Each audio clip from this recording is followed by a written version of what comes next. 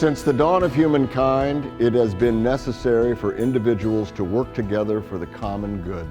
And because labor and employee relations involve people, disputes are an inevitable consequence. When conflicts do arise, a third-party mediator goes a long way toward helping parties navigate through the storm clouds of disagreement to see their way clear and build better relationships in the future. An independent agency in the federal government known as the Federal Mediation and Conciliation Service, or FMCS, provides just such a service to the private and public sectors across the country. The agency name itself reflects a nod toward compromise and agreement when two different congressional bills were introduced to create and name the agency. Let's take a look at the history of FMCS and how it has expanded its services through decades of cultural change in U.S. commerce. In response to the social and economic impact of the American Industrial Revolution, national labor unions began to form in the post-Civil War era with the Knights of Labor and the American Federation of Labor. In March of 1913, the U.S. Department of Labor was formed and mediated 33 labor disputes in its first year. Then in 1917, FMCS's predecessor, the U.S. Conciliation Service, was created as part of the Department of Labor and added permanent staff to mediate labor disputes. In the midst of the Depression, the National Labor Relations Act, also known as the Wagner Act, was signed into law by FDR. This 1935 act created protections for employees to act in concert with each other. It was thought if the playing field was level, labor and management could reach agreements more easily. Joining a union was now protected under federal law, and the Wagner Act gave employees the right to collectively bargain.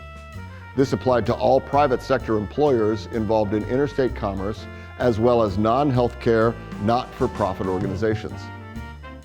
The act also established a new independent National Labor Relations Board, or NLRB, which certified union elections and held true enforcement powers. As a result of the new law, there was an expansion of unionization and collective bargaining throughout the U.S. Union membership increased through the 1930s, and by 1940, there were nearly 9 million union members in the United States. When the U.S. entered World War II, the vast majority of American union workers honored a no-strike pledge. Following the war, there was a pent-up demand for material goods, and the need for production increased. When troops returned home and reintegrated into society, they often took union jobs where there was collective bargaining. During this time, there was a good deal of unrest and conflict between labor and management. This proved disruptive to interstate commerce due to work stoppages and cost the U.S. economy in lost hours of work and productivity. Out of a 55 million person labor force, 4.6 million were involved in post-war strikes. Congress thought it was in the country's best interest to create an independent service agency to help unions and management more efficiently negotiate their collective bargaining agreements. This agency would be designed to mediate disputes and find peaceful, expeditious ways of resolving them with minimal disruption to the economy. To that end, two bills were introduced.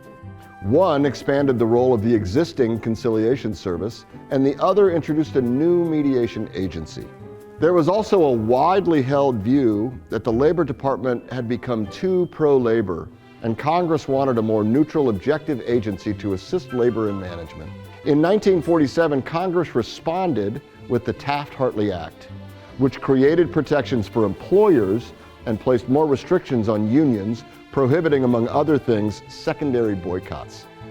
It also created FMCS as a U.S. government agency independent of the Department of Labor and transferred all conciliation service employees to that newly formed agency. FMCS has gone on to become the premier labor relations and conflict resolution agency within the United States. It's important to note that FMCS is neither a regulatory nor an enforcement agency, but rather a neutral party designed to offer assistance to both labor and management in their negotiations. In the 70s, FMCS was asked to mediate issues that arose between Native American tribes and the U.S. federal government. This was the agency's first foray into the mediation of non-labor related matters. While FMCS's original mission was aimed at avoiding disruption to interstate commerce, it continued to grow in scope and provide technical assistance in helping parties learn to live with one another. One example occurred in 1978 when managers and the union led a joint effort in Jamestown, New York. Workers and companies were leaving the area due to labor unrest. Both sides needed to work together to bring the company and jobs back. This led to an amendment of the Taft-Hartley Act and expanded FMCS's efforts to play a part in creating labor management committees. Parallel to that, alternative dispute resolution, or ADR, was growing in the world at large. There was an increased use of mediation to resolve disputes in a number of different areas, especially during the 1960s and 1970s.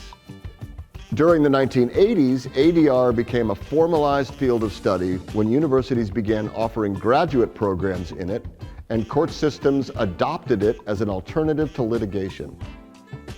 In the late 80s and early 90s, Congress recognized that there was a need to provide mediation and related services to federal agencies in a variety of different contexts to help mitigate litigation costs.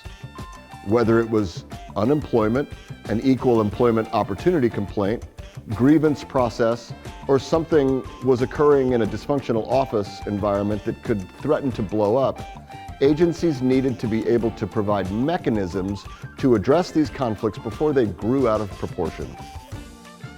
Two pieces of legislation were created in 1990. Congress passed the Negotiated Rulemaking Act and the Administrative Dispute Resolution Act. These acts were originally designed to be temporary, but proved so successful that they were made permanent in 1996. FMCS was named as a provider of facilitation services within this space and given statutory authority to engage in this work.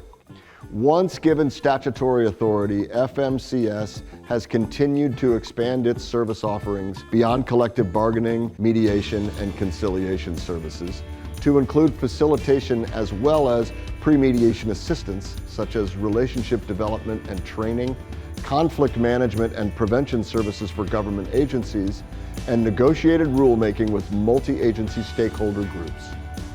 Today, it's roughly 150 nationwide mediators are full-time federal employees who often come from labor and management backgrounds. FMCS also recruits individuals with diverse backgrounds and training expertise to form the developmental mediator category.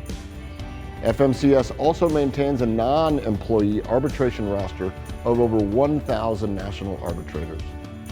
FMCS's Conflict Management Professionals Initiative expands FMCS's traditional roles of mediator, facilitator, and trainer to include systematic approaches for improving relationships between the parties, dealing with cultural issues, change, coaching, and leadership development.